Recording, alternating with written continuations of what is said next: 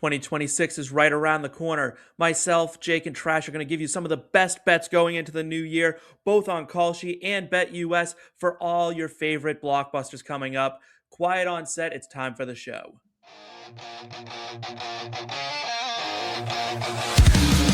Grab your popcorn, dim the lights. It's movie time, we're taking flight. From the silver screen to your earbuds here, we're diving deep, so lend your ear. Action, drama, comedy, gold. Stories fresh and classics old. We'll break it down, scene by scene, from indie gems to Hollywood dreams.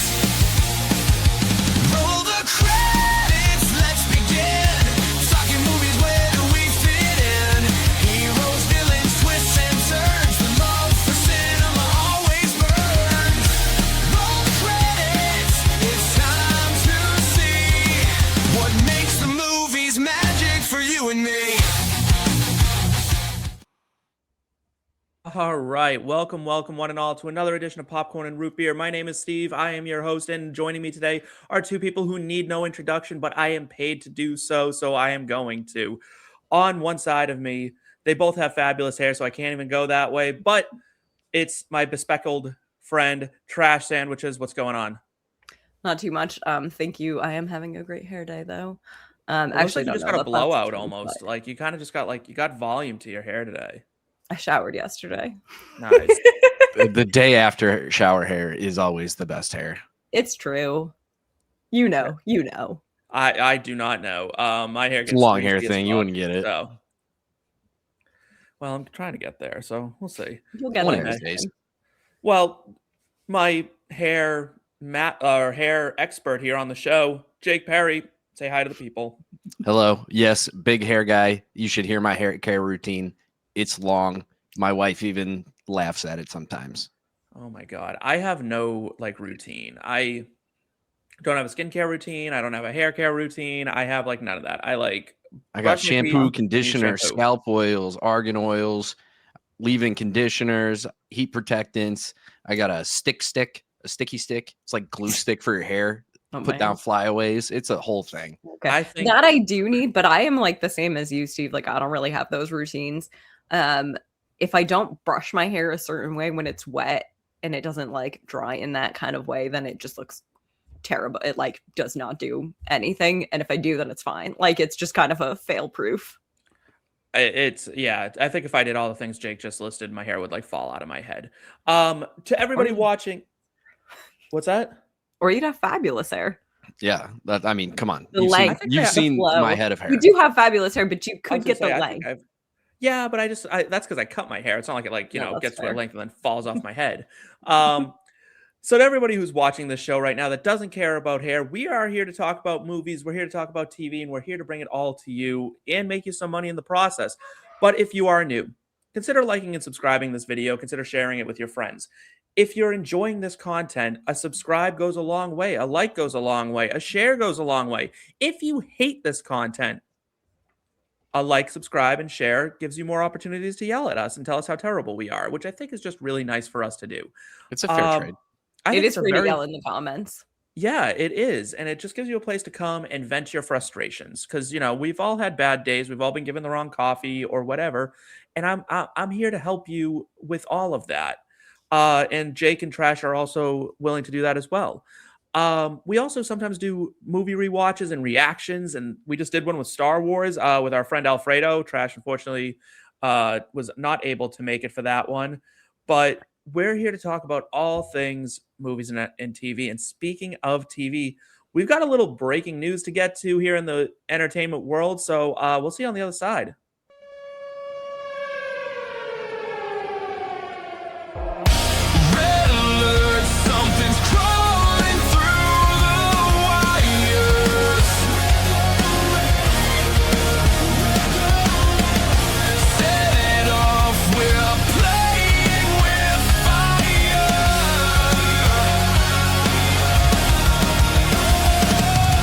No alarms, no escape, just a moment before it breaks. Red alert, nowhere left to hide.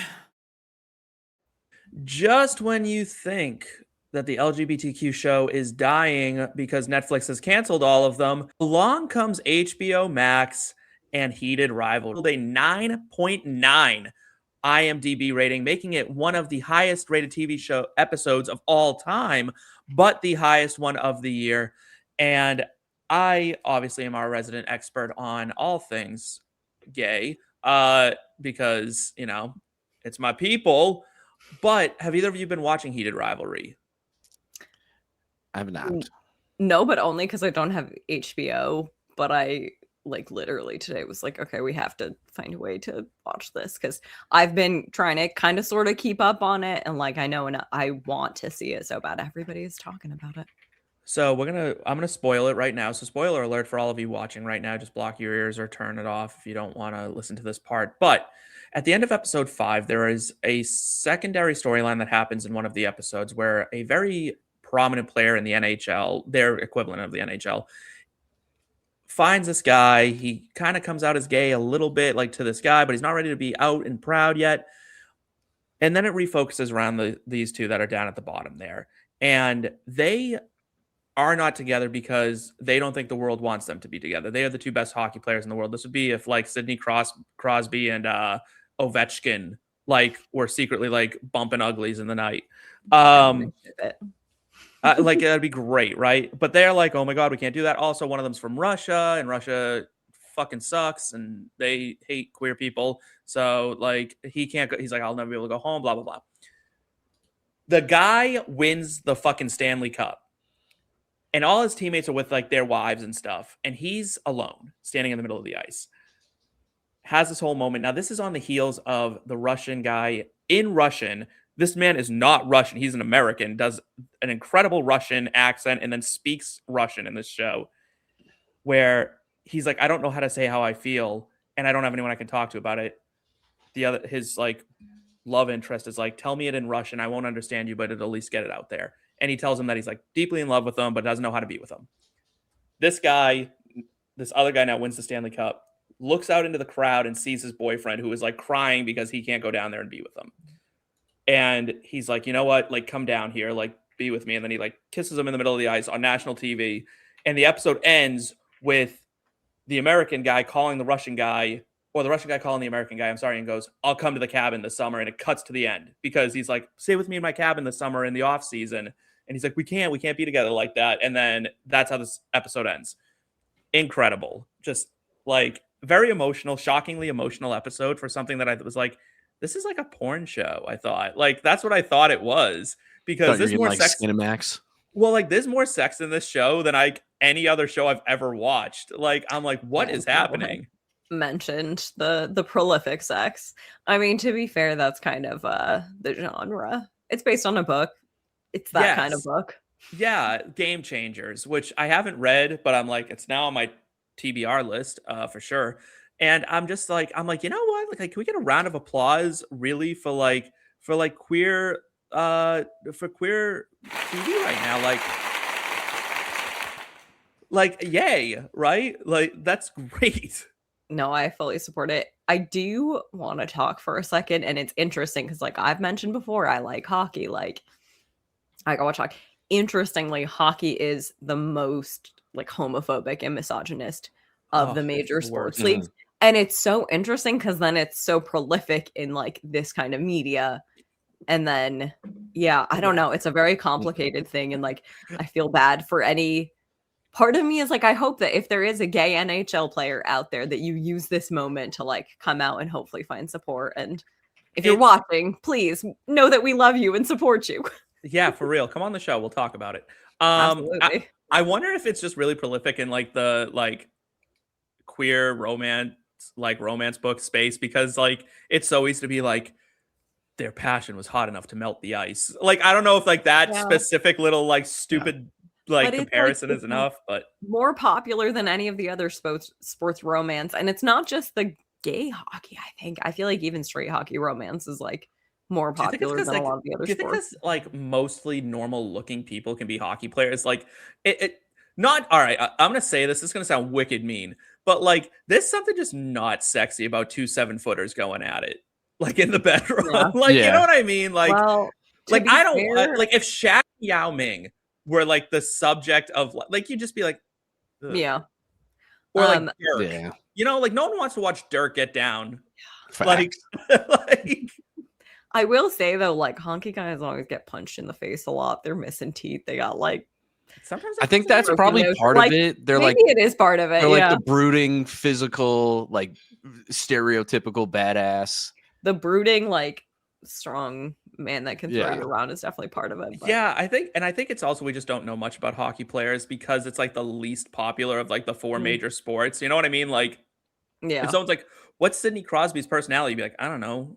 I don't know anything about him. I think plays they're for all the kind of Penguins. like a little grumpy and a little Yeah, like they're all Yeah. just like kind of tired all the time because like they're getting their asses whooped on the ice. They all have CTE. They're all strangely really good at golf. Not really strangely. Hockey swing, that golf kinda swing, a makes lot of sense. carryover. Yeah, the Happy Gilmore thing, right? Yep. more Yeah. or less. Yeah, I'm really happy that this happened because like I think queer media needed this. I think we needed a win because everything's getting canceled. Even Heartstopper didn't get another season. They're like, we're doing a movie instead. And I'm That- like, what is I mean, happening here? I get doing a movie, but like that feels shitty. That doesn't feel like the right way to like, unless you're doing like a finale movie, then I think. And that's Right. what it is. Right It's way like to, a like, carry forward finale, it. but it's not a finale. Like they're like, oh, but now we get a movie. I'm like, that's less screen time than we would have gotten with a season. Yeah. So boo. Like not for nothing, but boo. And then like everything that's good that's like queer cinema or queer TV right now is just getting canceled after a season. And I'm like, this is fucking annoying. So good for Heated Rivalry. And it shows sexy gay shows also sell because now you have the highest rated TV show of the year or TV episode. So go us. Anything to add on that end, either of you? Or are we ready to lay down some cash and win the people some money? Just somebody give me an HBO login so I don't have to pay for it. I got you after the show. Oh, All right. Let's thank you. For legal purposes, that's a joke. Sorry, it's very much a joke. I'm not afraid of you, HBO. You just got bought out. What are you gonna do? What are you I was gonna gonna do? say you could get that new bundle they're doing That's with true. Hulu and Disney Plus. They got bought out, and we have thoughts on the buyout. Go watch Yes, that video, yes, and I will yes. link Back it the- here. Yeah, there you We're go. always bad about saying that, and I'm good about linking it. Yeah, you're the boss on that. All right, let's make the people some money. HBO can fuck off right now.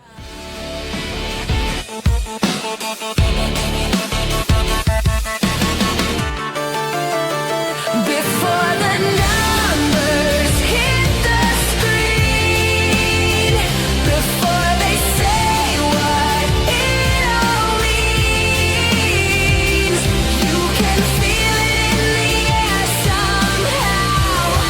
We're calling it now.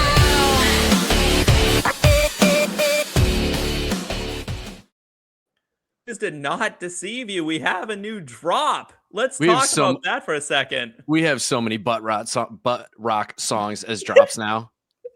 Stop trying to make that phrase happen, dude. It's It's a not a thing. real phrase. It's a thing. Somebody You tell us in confirm the from- comments if you've ever heard of the term. I've never heard butt of rock. butt rock. this- That sounds like for something that would have genre. happened on Heated Rivalry. That's like not So, a thing. apparently, the article that I was referring to, where I was listing off butt rock bands before the show, it's just like a term for hard rock, and so it stemmed from like in the 90s when hard rock radio stations were using the taglines of like nothing but rock, and everybody was just like okay. nothing but rock. Oh, Ha ha. okay. I So that's get where it like that. stemmed from. But yeah, like we have like a Shinedown mimic. We've got that was like very Flyleaf. Like we've got so many things. Well, it's funny because like I don't mean to like model things after, and like obviously Kalshi is like we do like the country stuff, and then when we do Mount Rushmore, I don't know where that kind of comes. That's like creepy as all hell. But I do keep it in the rock space. You know what I mean? Yeah. Because like the IBT podcast, they do like hip hop, and like that's fine. But I just like our drops better. They're so energetic, and I'm like I get to do big flashy things with them. You guys are very like rock people too, so I feel like Yeah. it works, and like I just like to vibe. So Yeah. I'm good. Yeah, I am. I'm not one of Bad complaining Omens about fans, the right? inclusion of butt rock. I just need to point that out there. It slaps. It just can't. Yeah, there's I no kind of fucking way object to people call it that. Term, yeah, like I like it better now that I know where it came from, but I don't like it. Yeah, it's not it. But anyway, you know what is it? is winning money on BetUS.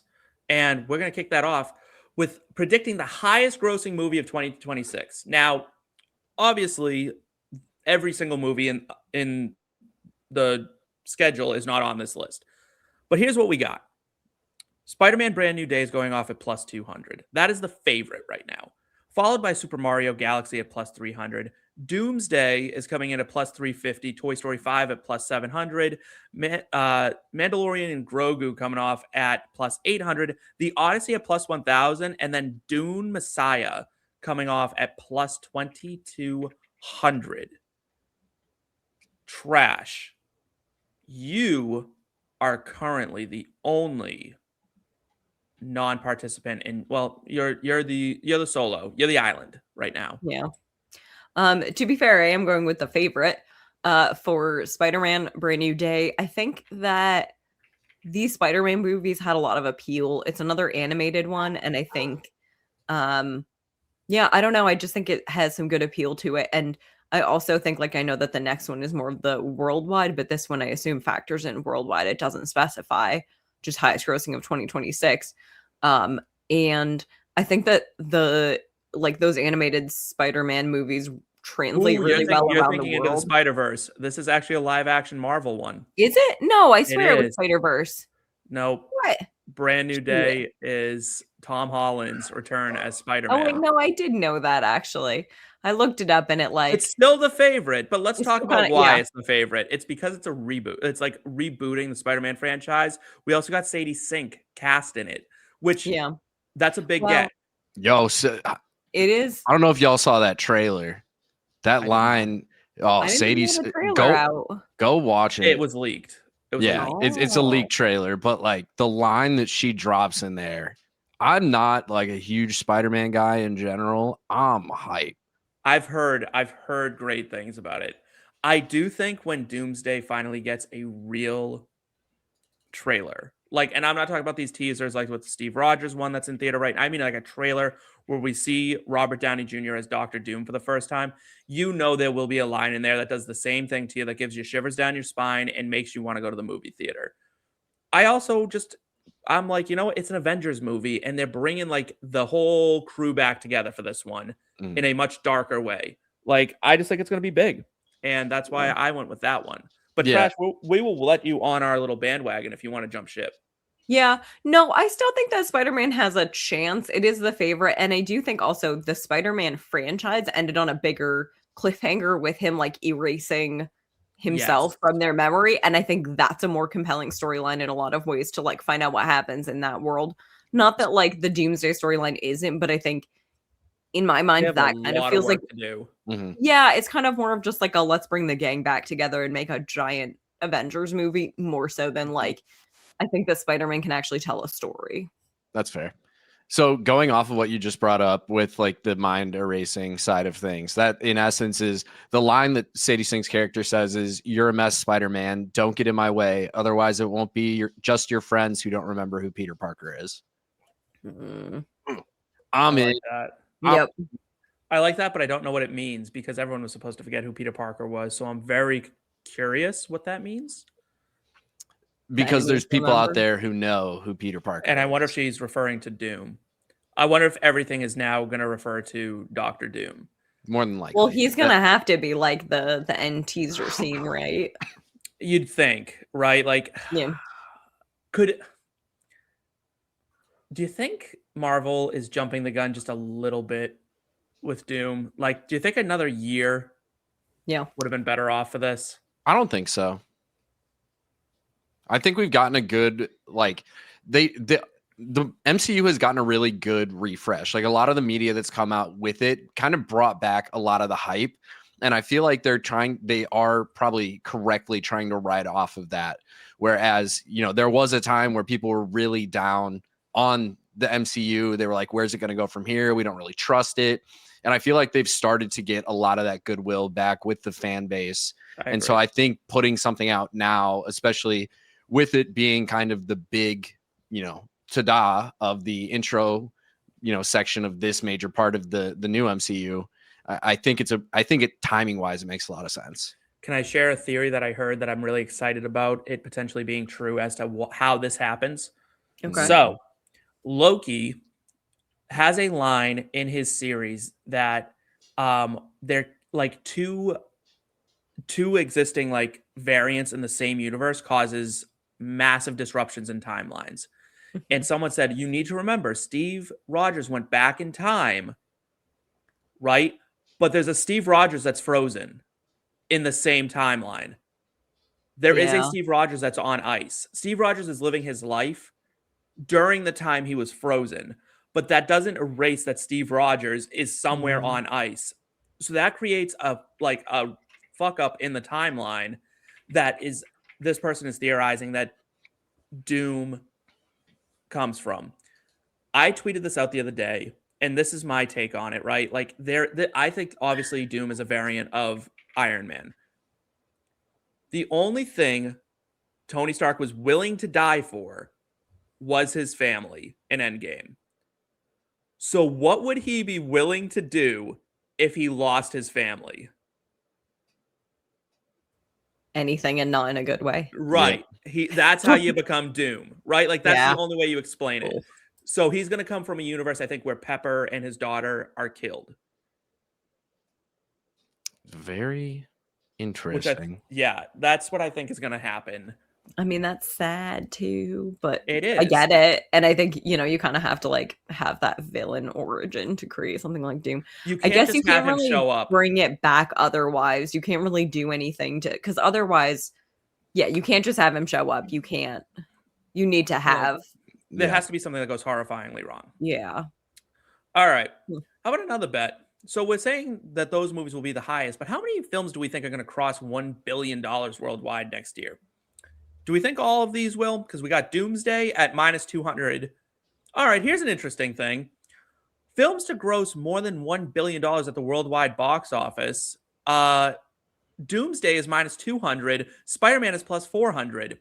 Toy Story 5 plus 400. The Odyssey plus 700. Michael, don't know what that is, plus 1,200. And Star It's Wars. the Michael Jackson biopic. Oh my God, that thing is not going to make it. Get that off my screen. And Star Wars, Mandalorian, and Grogu is going off at plus 2,500 to make $1 billion. I think these odds confirm for me that the highest grossing movie is domestic, based off of they should have Avengers said that. being That's a so major strange. favorite That over makes here. sense. Right? Yeah. Like that's the only way that would make sense. Because otherwise, they're I don't know. contradicting I'm just themselves. like, yo, my brain's not working. Yeah. I misunderstood this a little bit. I thought we were just picking one because my list changes from what I have in our document here for all of the above that could possibly get there. Yeah, Well, I feel went free with. to add to. I gave yeah. 4 of them the nod. I gave Doomsday, Toy Story, Spider-Man, and Odyssey. I think those are the 4 that make it. Crash. Yeah. Did you? We had the same, what except are for I you saying? didn't have Odyssey. I'm not sure that Odyssey is going to have the big box office, like the box office money making appeal. I think it's going to have a good critical appeal. Like, I think it's going to smash Rotten Tomatoes lines, things like that. I just don't know about like 1 billion worldwide box office. Maybe because it's the Odyssey and it's a very global story, but like less sold. It's also attached to Christopher Nolan that I feel like that's, with all that cast and all the press that they're already doing for it. You know what I mean? Like it's getting like crazy run at the box office already. Jake, where are you at? Do you think the Odyssey's making it? Are you kind of with us that like multiple are making it? Or are you... Yeah, I'm definitely with that multiple are making it. I would say like very comfortably, I would say that Avengers, Toy Story, and Spider-Man all do. I actually think Star Wars can get there though. I think it can. It's just going to take something really big. I just feel like the Grogu, Baby Yoda, for those who are uneducated, and the Mandalorian series, like both of those have been so popular and, that's done so much for bringing back the Star Wars universe to a lot of people's forefront. You have a strong cast, some new characters cast in there as well, and some good roles. I feel like, again, kind of like I was talking about with the MCU, like I feel like the hype's kind of back for it. And I don't know if the Star Wars hype has been like it's since the Mandalorian ended, the series ended, like people have been begging for the movie for something to continue that universe. So I think like it just feels like one of those things where everything is set up for it to smash and surprise. That's fair. I think if go you ahead. go. Okay. I think oh my god. Jesus.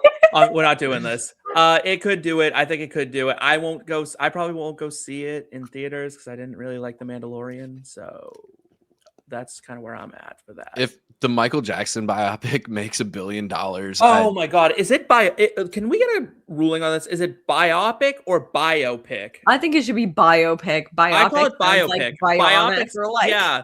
Like I think because my buddy also says whatever biopic, it is, biopic, and I'm like, what the fuck is a biopic? Like that sounds like something you'd get done at a doctor's office. I'm googling like, this. It's like a side quest of a colonoscopy. Pronunciation. Like what are we doing? Biopic is the correct pronunciation. Yeah, like because it's a biography picture. yeah, the biopic. Yeah. But then to be fair, we abbreviate things like that all the time, and then we do not combine the words properly. Well, here on Popcorn and Root Beer, we say biopic. Biopic. Official ruling, but don't ask GIF versus GIF because I don't even know. It's a GIF. All right, here's a bet that is just wild speculation at this point because we have no idea, but we had to pick one, and it's very interesting to guess. Next James Bond theme song artist. We're coming off of the one that did Billie Eilish do the last one, I believe. I don't even remember. Because I think the last three it went Billie Eilish, and then it went Michael Bublé, weird, and Adele. Yes, No Time to Die was Billie Eilish. Yeah. I forgot Adele had already been one. It's interesting that she's on here because it was like, I mean, she could be, but yeah, it's interesting because she's, yeah. It was the best one, personally. I think that is the best Bond song. The second best James Bond song, in my opinion, is not a James Bond song at all. It's from the movie Spy, and they spoof James Bond and have a whole song at the beginning, and it's incredibly good for no reason whatsoever. Okay. And then my pick is say Goldeneye. The Alicia Keys one. I forgot Alicia Keys did one. Mm-hmm. Sheryl Crow's kind of slaps. Who sang Goldeneye? Tina Turner, because that one was that's also a good one. That one's a banger. Yep. Yeah. But all right, so the next James Bond theme artist, Jake, you got an interesting take here, and I just feel like we got to start there. I'm going with Lana Del Rey. I feel like historically with Bond themes, like it's never the person that you would expect. It's never the same type of music. Can I get some twice research done real quick? Yeah. What do you want to know? Who did Casino Royales? Casino Royale was Gotta ask the search. that was Chris Cornell. Really? Yeah. It was that long ago that Chris Cornell was still alive when he did it? Yep, 06. Holy shit. Yeah. But like if you go through the history of it, like it's always kind of a hodgepodge of what you're gonna get. You have like Duran Duran and Aha in the 80s. You get Tina Turner, Sheryl Crow, Madonna, Chris Cornell, Jack White and Alicia Keys, Adele, Sam Smith, Billie Eilish. Like it's kind of it's kind of just all over the place as to what you're going to get. And so if I'm going to pick something in this list of 25 people, like I wanted to go out there a little bit. Like Lana Del Rey would be so fun doing a Bond theme. Like you can kind of imagine it, right? I can imagine it for sure. She's not out of the realm. Some of these are entirely out of the realm. Can I just say Bad Bunny? Bad Bunny is not getting a James Bond song. I'm sorry. No. Yeah. Ice Spice also isn't getting a James Bond song. Imagine. But you know what? Usher in 2025, in 2026, Usher is on the list. What are we doing? I guess I probably would have called people crazy if they told me Billie Eilish was getting a Bond song. Yeah. Yeah. I think that's just for like the new hotness kind of effect of that. All right, I'll go next because I also kind of took a swing on this. And the reason why I asked how Casino Royale, like which one Casino Royale got, because I'm like, maybe they're going to try to go a little more upbeat for a new Bond, right? So I went with SZA. I think that she has the R&B tones, but also like the modern sound that you want for a Bond theme. I think she can deliver the emotional side of James Bond, that beautiful sound that they like for that big, over the top, very cinematic, while still utilizing her talents throughout it. And I think SZA is. I was torn between her and Gaga. I was between Lana Del Rey and SZA. I think. Yeah. SZA is interesting. I think SZA could be good, and I like kind of have similar reasoning for who I picked. I picked Ray, who actually has some of the highest odds at plus 300. Yep. Dua Lipa, I think, is the favorite Dula at Peep. minus 300, which I'm like, I can see her, but I don't know. I feel like Ray, I feel like they're going to go maybe a little bit more unknown and they're going to really elevate her up. And I think she's kind That of is a in that real. up and All right, coming so space. I have no idea who that is. Okay, she's a pop singer. She has kind of a few like up and coming bangers, couple that are getting more popular. She randomly, I saw her in the Macy's Thanksgiving Day Parade. So she's like, starting to have a moment. She's British. So I think she has like more fame over there, which it kind of lends itself better to the Bond, or lends itself well to the Bond, in my opinion. So okay, so you're going Ray, I'm going SZA, Jake's going Lana Del Rey. Who from this list would you want to do it? Like, just not even because you think they'll do the best job, but just because you're like, I'm real curious how that would go. Because I just looked at the list again, and I saw in passing the Foo Fighters. Them or Green Day? Green Day would be the greatest thing. Green Day. Green Day has wildly good odds. Like they have really good odds right They're now. plus 600. The only people with better odds are Dua Lipa, the favorite, and Ray. Like they're the third favorite as of pulling this list. I don't know Rihanna why. could be interesting, kind of coming out of retirement of her singing career, and she's been like no way Rihanna's more of a foray into acting. Coming back to. She wouldn't, but I think it would be interesting to see. It would be interesting. I would love to see the Foo Fighters get a shot at it. Florence and the Machine, I think, would do a fucking amazing job. That'd be sick. That'd be sick at doing a Bond song. I would love that. Give one that I'm like almost ashamed to say. I kind of think Bruno Mars could do a really good Bond song. He'd do amazing. He'd be very good. Yeah.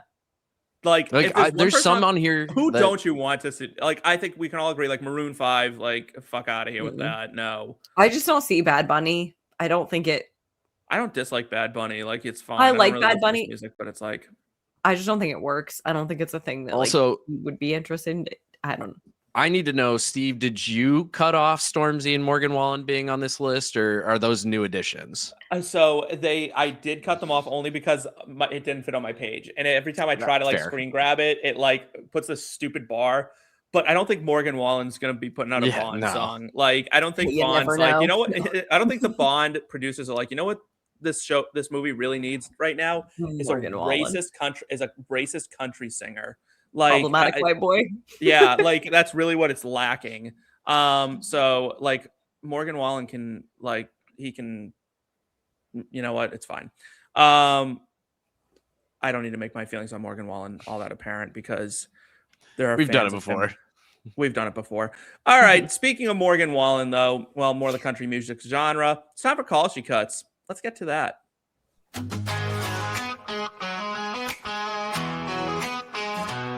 Under the neon lights where the shadows dance, we ride the rhythm, take a chance, blade for sound, slicing through the night.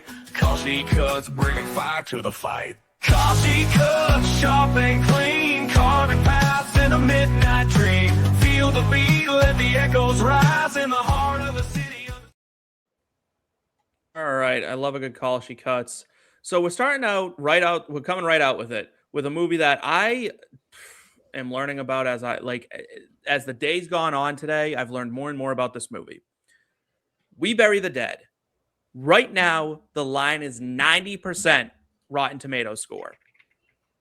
Jake, you're on an island. I'm so excited for this movie. I'm excited for it now. Like how this movie has slipped by me is beyond me, but you have it going over. I do. Why? Again, I like to cheese this a little bit. It's sitting in a very good spot already. So it's currently sitting at 92% in Rotten Tomatoes. Based off of the date that this line closes to, we've got some time. This is in theaters as of January 2nd. So it's going to be very fresh in the new year. But even I don't know. I think it's a different take on the kind of zombie genre. And I think the way that they're, the kind of pseudo advertising that they're doing it, where they're not like hammering it down people's throats. They're letting people find it. I think it's very intriguing, and I think it's going to be very refreshing for fans of the genre to, you know, have an opportunity to get like scared again. Like that's something that all of the reviews that I've read have all called out. Like there's genuinely scary moments, and it's not just jump scares. There's actual moments that have these reviewers like freaking out a little bit, and we haven't had that in zombie media forever. They've all just kind of been the same thing. I like that. So here's my issue, right? So I also saw that it's sitting at a 92% Rotten Tomatoes right now. The problem is almost always when there is a number on Rotten Tomatoes, once more reviews start coming in, it goes down, especially when it's this high. So I was with you, then I looked, and I'm like, you know what? Like if this was at a 94, 95, I'm feeling pretty cozy with a 90. 92, that's not hard to drop. It's just not that hard to drop down. So I kind of went with the under. I do think this movie needs to start doing some real advertising here soon, because for me, a horror junkie, not to know where it's like what it is, even, that's a real problem. But that doesn't impact the quality of the movie, right? The movie could be incredible quality. It's just going to impact its box office numbers. But I do think we need to figure out like the marketing for this movie. Trash, you're also going with the under. Is it kind of like, are you in line with me, or is it something else entirely?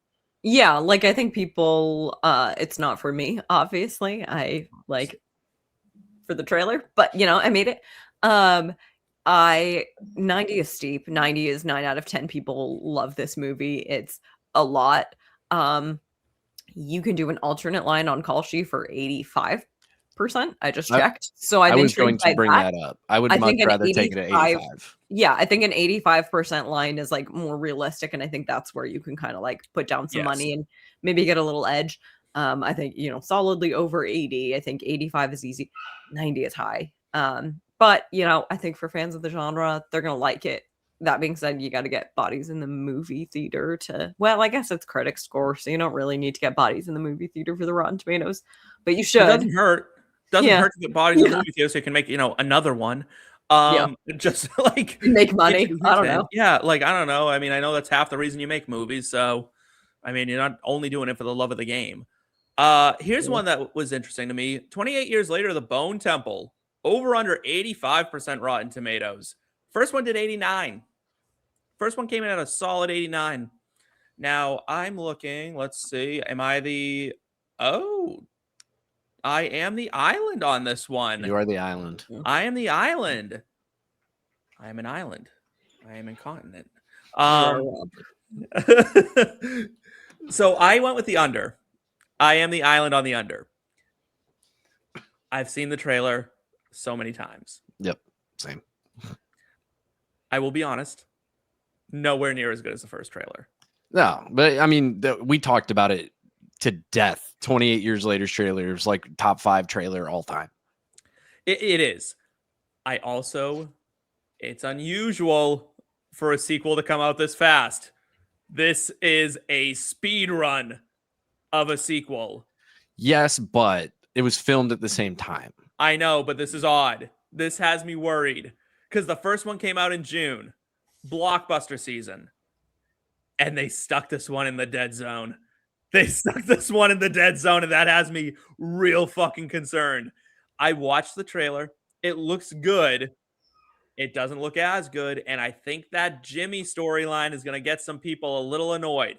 See, I think people are looking forward to the fucking Jimmy storyline. I think you either are or aren't. And I think critics are going to be real pricks about it. See, I don't think that. I think critics are going to appreciate it not just being the same thing all over again. Like that's the problem that sequels always run into. It's like it's the same movie just set 4 years later. It's the same movie just you tell that to Rocky 2, which is literally beat for beat the same thing as Rocky 1. Exactly. Like that's where the sequels fail, and it's like it's very clear that like while there's some part of this movie that is going to be similar, obviously it's the same universe, it's the same basic storyline and the same, you know, growth of Spike as a character, like it's going to be different. And I think the critics are going to appreciate the difference. I'm not optimistic. Like, not this optimistic. I think like an 80 is a much cleaner line. I think 85 is kind of where you're going to get that break. I don't think critics are going to love it the way they loved the first one. And the first one was so good. Like, best picture worthy, good. Yes. And it got an 89. I don't know if this one's going to be able to keep pace. I just don't. Trash, sway me. No, to be honest, you're kind of swaying me. I don't think I have any, like, I'm closer to flipping than I'm not on this one. Like, this is a tough line. I would say the first trailer got me excited in a way that this one didn't. And that's like from somebody entirely outside the genre. So I think you're working against like that fatigue almost of like, well, we just got this phenomenal movie. Like, how do you live up to that hype? And to be honest, it's kind of like how Wicked 2, and everybody's like, but it's not as good as Wicked. What? Like, I mean, we put a whole episode out debating that very question, which you can go watch now. But like, thank you. It's sequels are hard. I don't know. I'm thinking I'm under. Yeah, I don't see it happen. Like, and I am concerned. I know, like, it was filmed at the same time. That has me real worried. That has me real worried that they're pumping this thing out that soon. I think but that was always the plan as to what they were going to do. Like, Why? It makes the most sense. It stops you from having the shit that you run into with younger characters where if you wait a year, they're going to look infinitely different. Like we have to deal with Stranger Things where they're all like 25 now. Still playing. Why not release it a year later? Release it a year later. Season. Like, you can film it all at the same time. James Cameron did that with Avatar. Like, he filmed all of them all at the same time because Jack Champion had to be a teenager in them. Like, he had to be a teenager. So they're all ready to go. He's just releasing them when they're, time to come out. This studio wants their money back. I know. I'm like, you know what? I'm worried. And I think the pivot to the Jimmy storyline, and it seems we're focusing a lot more on Ray Fiennes' character in this one. And something weird happens with the zombie, like the alpha, that like they make a connection or something. I don't want that. I don't want this thing to seem to like I don't want to find a way through this. I'm like, no, those just have to be like mindless killing machines. I want spines ripped out of bodies. I mean, you're still going to get that. No, but I don't want him to stop doing it. Like, I don't want anyone to be able to control. It's not going to stop. Like, they didn't just do my boy Edvin Riding like that in the last one. My guy from Young Royals. They didn't just rip his head off and then have this thing like come to its senses. I don't think it's going to come to its senses. I think it's going to be turned into a weapon. I wouldn't like that either. I would. That'd be sick. I don't. That'd be so awesome. If that's the way this goes, I'm not going to be happy, and I'm going to be real grumpy about it. Okay. Will Johnny Depp return to Pirates of the Caribbean? This is a Kalshi line. It's a yes or no question. Jake, I'm you're on an an island. He ain't coming back. He has no fucking reason to come back. Oh, I have one really good reason why he would want to come back. I mean, they're already talking about the production of the sequel, and the writing team doesn't even think he'd come back unless he loves what's on paper. Like, nobody, when he's going through his trial, nobody from this universe stood by his side, supported him in any way. Mm-hmm.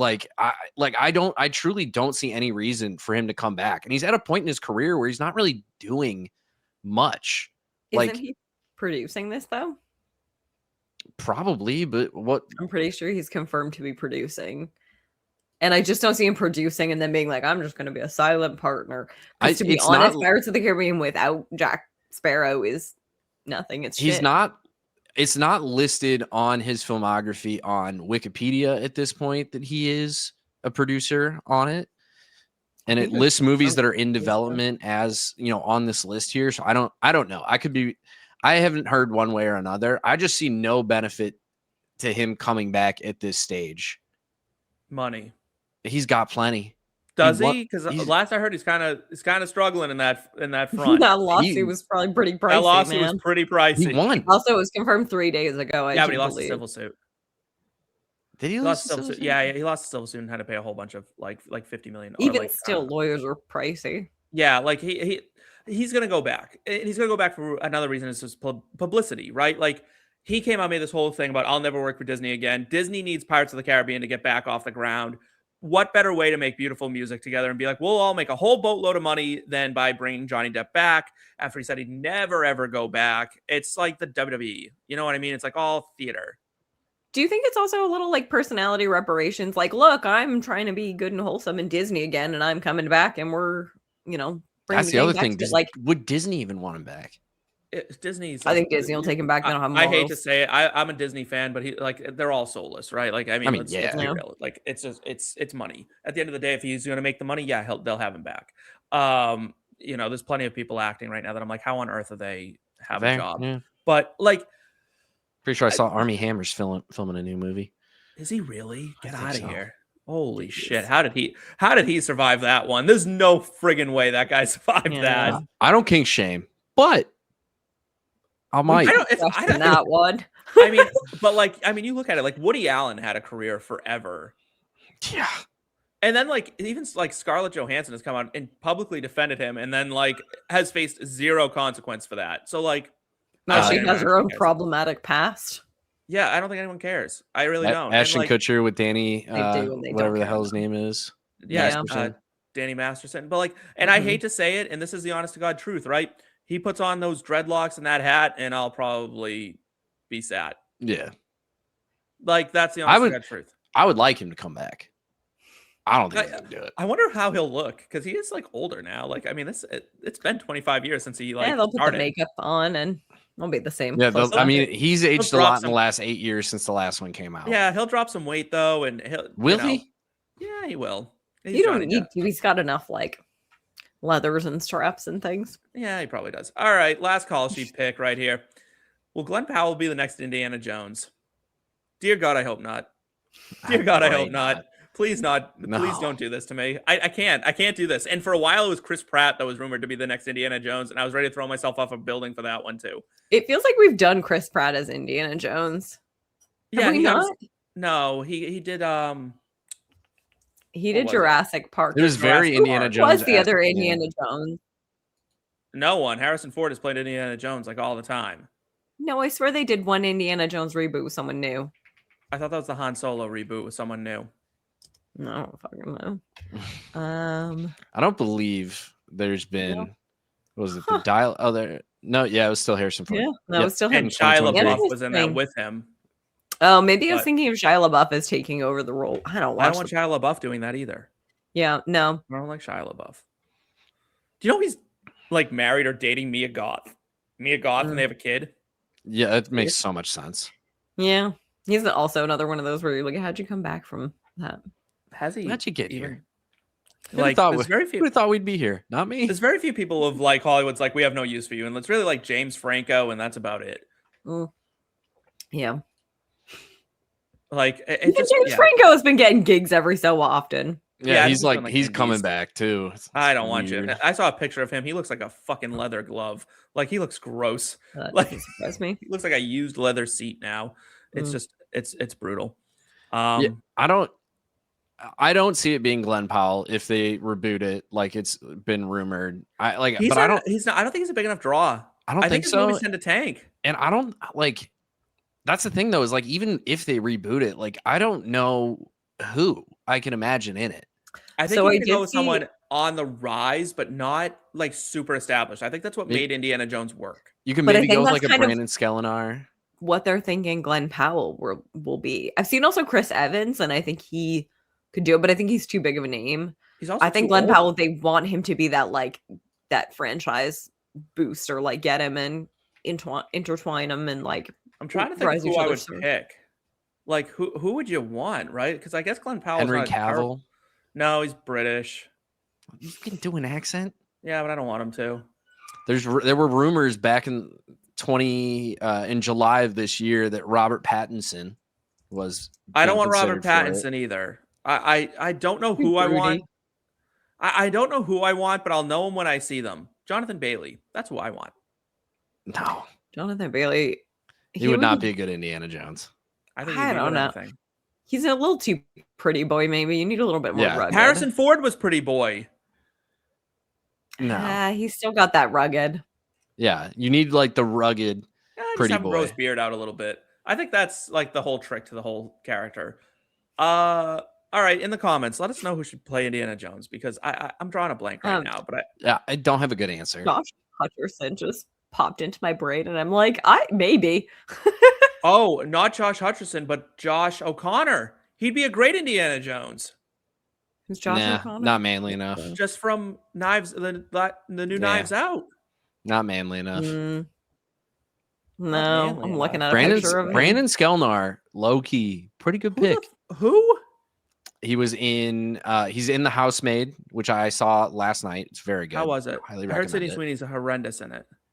Yeah, but it works for the character that's written for her. Like it works for. They the were like, we're writing an emotionless piece of drywall that had that gains sentience, and thus Sydney Sweeney is the perfect role. Well, kind of. There's a reason for.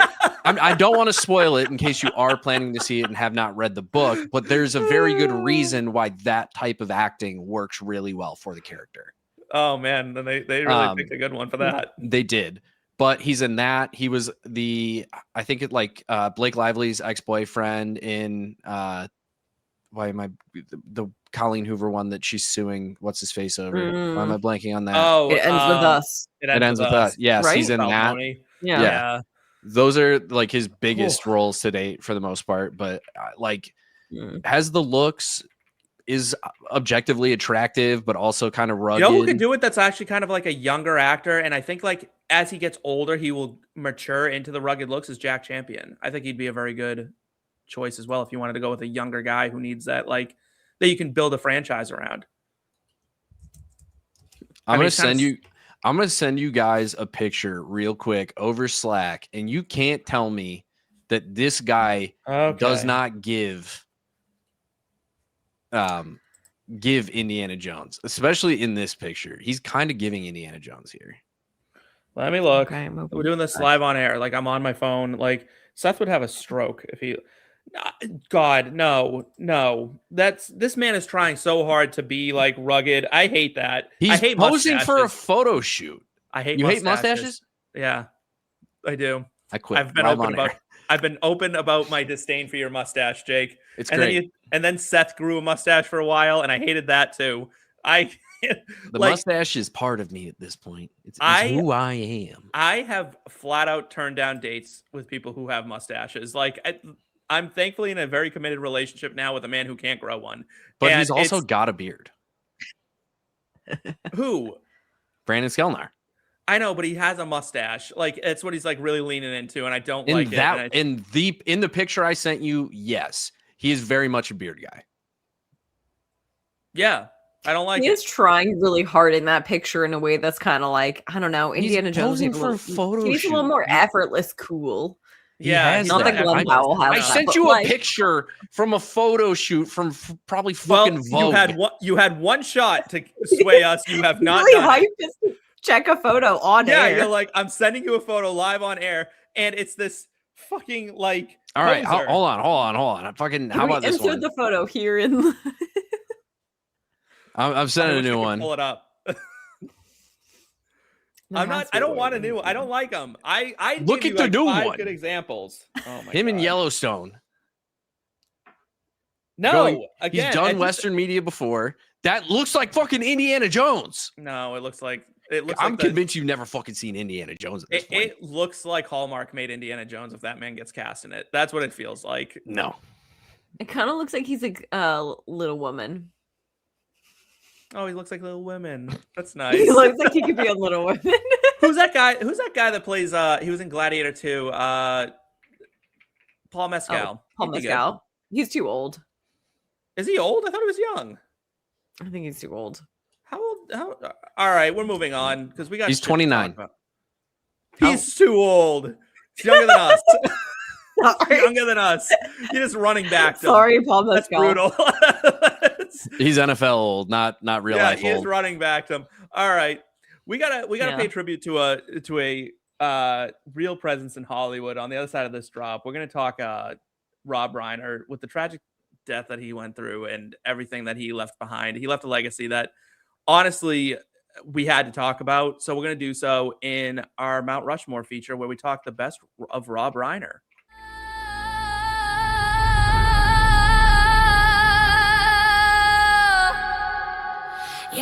Countdown, countdown, countdown now. Who owns the moment? Who owns the time? Countdown, countdown now. Who owns the moment? Who will win this time? Yes, Popcorn and Root Beer remembers Rob Reiner, who we're not going to dive into the whole nitty gritty of the whole thing, but was tragically killed a week or so ago. Him and his wife both. And Rob Reiner left an undeniable legacy Yes. on Hollywood. And so many movies that like were part of like my growing up for sure. And then even as he got older, appeared in things that like you didn't really think Rob Reiner would be in. Trash, you're especially gonna like refer to one of them that I'm just like, yeah, I also that's am, by the way.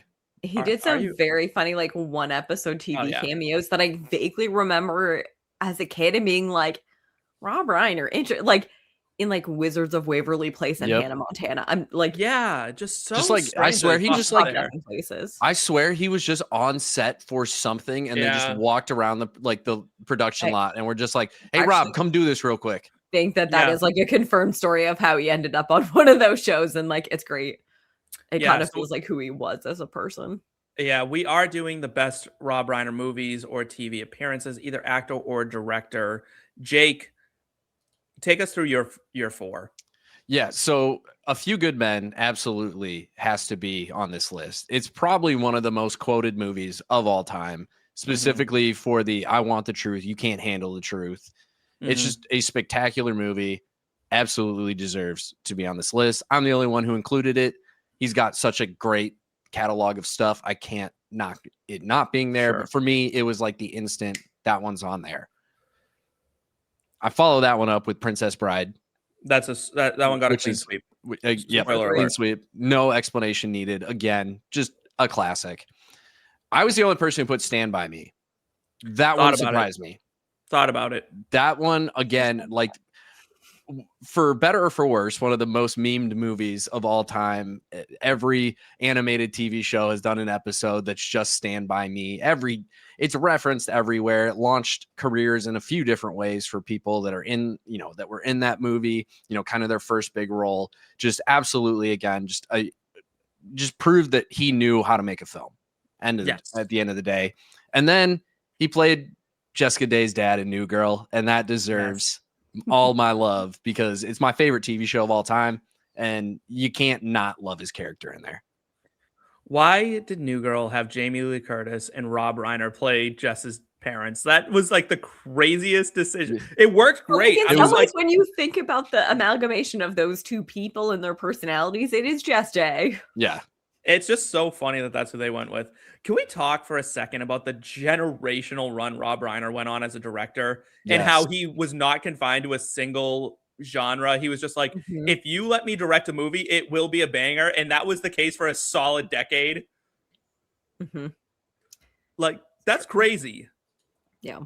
That's crazy. Yeah. Yeah. Can we talk about he was also nominated for a Grammy? For Like, what? And he certainly won an Oscar, right? How close was he to an EGOT? I guess no Let's see. Tony. Here's everything that he won throughout his career. So Oh, he won has he won Emmy. an Emmy for Okay. Best Supporting Actor in a Comedy for All in the Family, as well as Outstanding Continuing Performance by a Supporting Actor in a Comedy Series. Never won a Golden Globe, was nominated 4 times for Best Director, 5 times for his role in All in the Family. All in the Family did a comedy recording. That was his Grammy nomination. All right. He won so a he's got an Hugo egg. Award. He won some random things here and there. Sure. No Oscars. No. Yeah, really? No Oscars. Wow. Interesting. So He we was could- only nominated for 1 for Best Picture for A Few Good Men. This is the only Really? nomination, even. Damn. Well, that kind of speaks to the Oscars being a little fucked up in how they nominate Yeah. things. agree. And we've talked about that before, and we'll talk about it again soon enough. Well, let's talk about like the one that all of us have on our list, Princess Bride. One of the most iconic movies of all time, at least for our generation, right? Millennials, we all know grew the up Princess on it. Bride. Yeah. Mhm. Like, if you didn't watch The Princess Bride, you were weird. You probably had no friends. Yeah. you like ate pill bugs out at recess. It's endlessly quotable and referenceable, Yes. and like it lives on. And a lot of these do. I mean, you said that about Stand By Me. There's one on my list that I think is like similar. Like Talk about his it. movies. When Harry Met Sally, I think, Yep. well, Yeah, and that's on banger. your list too, Steve. Like that. Yep. That is absolutely one of those movies that just gets referenced time and time again. And I think I like was just talking about When Harry Met Sally last night with my boyfriend. So he's on a road trip right now, from Colorado, and they watched When Harry Met Sally, and he brought up a good point. This has nothing to do with Rob Reiner, but it has to do with Hollywood right now. The beauty standard in Hollywood, like back when Harry Met Sally was made, pretty people were just pretty normal looking people. You know what I mean? Yeah. Like real people. What is going on with this like plastic surgery surge we're seeing in Hollywood right now? Is that like disturbing? Like it's giving Uncanny Valley a lot. Yeah. There's a lot of Uncanny Valley for a lot of people. and everybody has it now. And it's not just Hollywood. There's a lot of people like But what is with Yeah. that fuck ass upper blef thing that people are getting, or blef or whatever it's called? Like they're getting like their eyelids cut off or something. Yeah, Like what the fuck is that? Yeah, what was it Bradley Cooper that everybody recently Yeah, was it looks talking like about he him can't getting play. it? I'm like, he's like the epitome of the Uncanny Valley in Mm. modern people for me. It's just like, what the fuck am I looking at? You look Like like Simon you're made of Cowell clay. looks Simon Cowell looks like a mannequin came to life. Like he's very odd looking and just very plastic. kind of always has been. Yeah, but like But yeah. there's like Yeah, pictures yeah. that you got to go look at Hmm. Yeah. because fuck. But yeah, so all right. So When Harry Met Sally, Meg Ryan, gorgeous in When Harry Met Sally, right? Like, Mhm. and then the plastic surgery bug got her, which is fucking terrible. Just makes me so sad. But Does. all right, what else you got on your list? Yes. So Princess Bride, When Harry Met Sally, New Girl, and then my fourth one on here is The Bucket List. Made me sob. Made me Yes. sob. Yep. Yeah, it's one of those, it's not quite in that like classic tier, but it kind of is in that in its own bracket. It's more of like a cult classic. Yeah. It's But a good movie if you're going through something and you're like, I haven't been able to cry. I just need something to get me over the edge. Feels. Yeah. Morgan Yep. Freeman, Jack Nicholson, fantastic. Mm-hmm. God, that run that he went on from Stand By Me through Read it out. It deserves Like- to be read out loud. Stand By Me, The Princess Bride, When Harry Met Sally, Misery, A Few Good Men, and then like even like less critically acclaimed movies, but like North was still a very good movie. The American President was still a very good movie. Ghost of Mississippi, still a very good movie. The Story of Us, like Dude was Dude just a generational talent. yeah, like that run, like you'd be hard pressed ever to find a director who, even if you cut the list of just Stand By Me to A Few Good Men, who put out 5 movies in a row that were like that generational. Yeah. Well, and like you said, they go through different genres. I mean, he can do the Yeah. rom-com, he can do the fantasy, You he get can coming do of age, the drama, the coming of fantasy, age, like, horror with Misery. Like you get And that everything. so Misery is the only thing that I'm different on because I have New Girl, I have Princess Bride, I have When Harry Met Sally. When Harry Met Sally, and then I went with Misery. Because James Caan and I'm blanking on her name. Someone bail me out. Kathy Bail me Bates. out. Kathy Bates, thank you. Iconic. When she Yeah. smashes his feet Dude, in this without sledgehammer over like with like Oh. the pillar of wood and breaks his ankles. Fantastic horror movie. when I was a kid, this was probably like, I have always kind of prided myself, like scary movies don't really scare me. This one scared the shit out of me for some Because reason. it could happen for some reason. Yeah. Like in my head, I'm like, this could happen. This could happen to me. And like I just sit there and like every time I drive, so I live in New England, as you know, Trash, you and I both live in New England. Jake, you also live somewhere where it snows. Every time I slip on black ice, like in my Yep. car, every time I slide, I'm like, this is exactly how Misery started. This is exactly how Misery started. Like if I go off Yep. the road, I'm gonna wind up tied up on Kathy Bates' bed and I'm like, beaten with a flashback. sledgehammer. I'm like, but it's a horrifying movie. It's really scary, Yeah. and it's weird that it came on the heels of The Princess Bride. That doesn't Right. make sense. You don't do that. You don't see directors pivot like that hard. well, And then you follow that up Do with it A all. Few Good Men. You let go like legal drama, military. Right? Like this Like guy you was just like, I'm just like it was like we have a movie we need made. They're like, Rob Reiner will do it. Like and he would just Yeah. go in and do it. and this is the same dude who started his career with This Is Spinal Tap. Like, Yeah, how have we not even mentioned this as Final Tap yet? Turn that up to 11 and I and that know. kind of started the whole mockumentary genre. Yeah, the man's a Yeah. visionary. The man's a Yeah. visionary. Legend. Like, absolute legend. Absolute tragedy that he's gone. I am Yeah. so sad. That is such a He sad will story. be missed. He will be missed. Very much Rest in so. peace, Rob Reiner. We do remember you here on Popcorn and Root Beer, and we remember each and every one of you who came out and hung out with us today. It is Christmas Eve when this comes out, so if you do celebrate Christmas, Merry Christmas. If you just celebrate the holidays or any other holiday, happy holidays to all of you. Happy We belated will Hanukkah. Happy belated Belated Hanukkah. Hanukkah. Yes. Gotta put on 8 Crazy Nights and enjoy that a bit. Always a classic to listen to the song break out at the end of 8 Crazy Nights. I love that song. It's so funny to me. It didn't need to go that hard, but it did. But we have reached the sad part in our show where it's time for us to say goodbye and to thank each and every one of you for coming out, hanging out with us, being a part of our IBT family. If you're new and haven't subscribed yet, but you made it this hour and 6 minutes in, what are you waiting for? Hit the subscribe button. It's right there. It's just a little twitch of your finger, and you get to come hang out with us and have more fun. If you hated this, the subscribe button is there, and you can hit it ironically and tell all your friends how funny you are. I think that's just a great thing. But Good meme. yeah, for myself, for Jake, for Trash, that's a wrap. Take care.